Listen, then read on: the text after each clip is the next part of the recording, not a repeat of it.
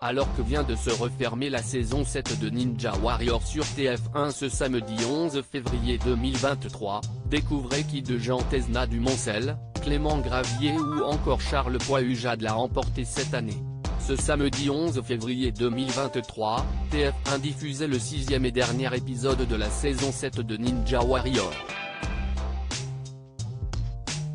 Après les passages des héros du programme ou d'anciens candidats de Koh-Lanta, comme Bastien, co-vainqueur du Totem Maudit, il n'était plus qu'une poignée à se présenter aux portes de la finale, découpée en deux pour la première fois de l'histoire du jeu de Denis Brognard, Iris Mittenard et Christophe Beaugrand. Vainqueur en titre, Clément Gravier allait-il réussir à l'emporter une seconde fois d'affilée et battre son propre record d'ascension de la Tour des Héros? Télé Loisirs vous récapitule cet ultime épisode de Ninja Warrior 7. Ninja Warrior, TF1, du jamais vu pour cette finale.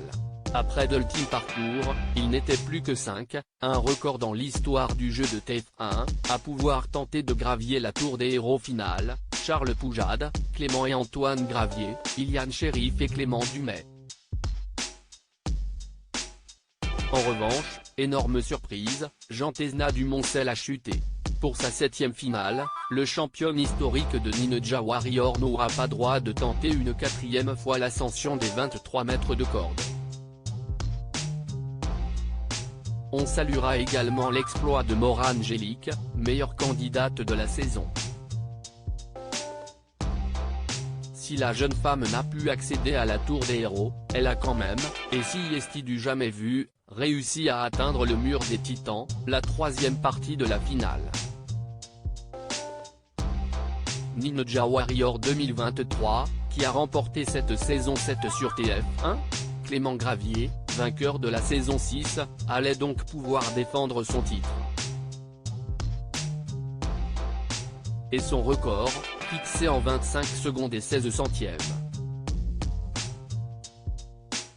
Premier à s'élancer, Charles Poihujade a d'emblée réalisé un temps de 27 secondes et 67 centièmes. Énorme surprise, Clément Gravier, second finaliste, réalise un temps de 27 secondes et 84 centièmes.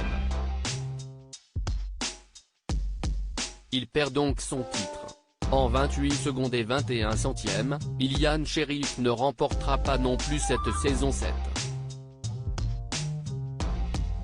De même que Clément Dumais et Antoine Gravier, en 3260, bien plus lent. Il n'y aura pas de Ninja Warrior cette année en France, conclut Denis Brognard. Ninja Warrior, personne ne remporte les 100 000 €. Vous l'aurez donc compris, c'est Charles Poihujade qui remporte cette saison 7 de Ninja Warrior. Le jeune homme qui avait jusque-là atteint par 3 fois la finale ne s'était encore jamais frotté à la Tour des Héros. C'est dire l'exploit. C'est un rêve qui se réalise. De tout simplement réussir à grimper cette Tour des Héros. C'est l'une des plus belles victoires de ma vie, a confié le jeune homme spécialiste du parcours, avant d'être félicité par sa compagne. Mais, en ne battant pas le record français du jeu, il ne remporte pas les 100 000 € de gain mais la somme de 10 000 €, promis au vainqueur, de même que Maura Angélique. Pas d'inquiétude, il pourra retenter sa chance l'année prochaine, TF1 ayant ouvert les castings pour une future saison 8 de Ninja Warrior.